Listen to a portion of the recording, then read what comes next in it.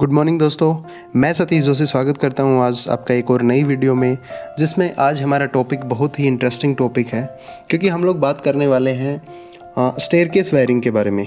जी हाँ, normally wiring मैंने आपको बताई है। अगर आपने नहीं देखा तो नॉर्मली स्विच सॉकेट के कनेक्शन, नॉर्मली जो हमारे घर की वायरिंग होती है, मतलब बल्ब की हो गई या फिर फ़ैन की हो गई, वो मैंने की है। आप आई बटन से चेक कर सकते हैं। लेकिन आज हम लोग बात करने वाले हैं स्टेयरकेस वायरिंग के बारे में। देन इसमें क्या होता है, नॉर्मली आप स्विच अगर आप देखते हो तो नॉर्मली स्विच में क्या होता है, 2 टर्मिनल होते हैं जो आप अभी देख पा रहे हो। बट इसमें क्या होता है, इसमें 2 वे स्विच यूज़ किया जाता है। 2 वे स्विच में बेसिकली 3 टर्मिनल होते हैं।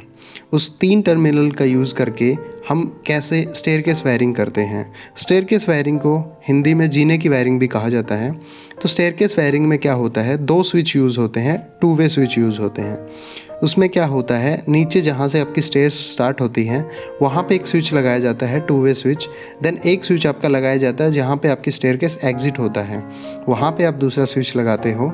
और वायरिंग कैसे होती है, जैसे 2 वे स्विच जो है उसके बाहर के जो 2 टर्मिनल होते हैं दोनों स्विच के, उस बाहर के दोनों टर्मिनल को आपस में कनेक्ट किया जाता है।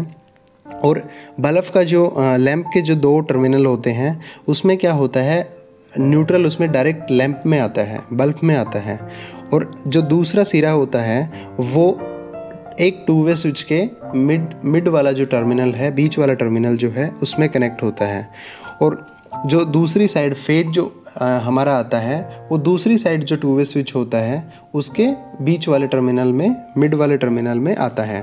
देन इससे क्या होता है, जैसे ही आप स्टेयर पे चढ़ना शुरू करते हो, वहाँ पे आपने स्विच ऑन किया तो आपका लैंप ऑन हो जाता है।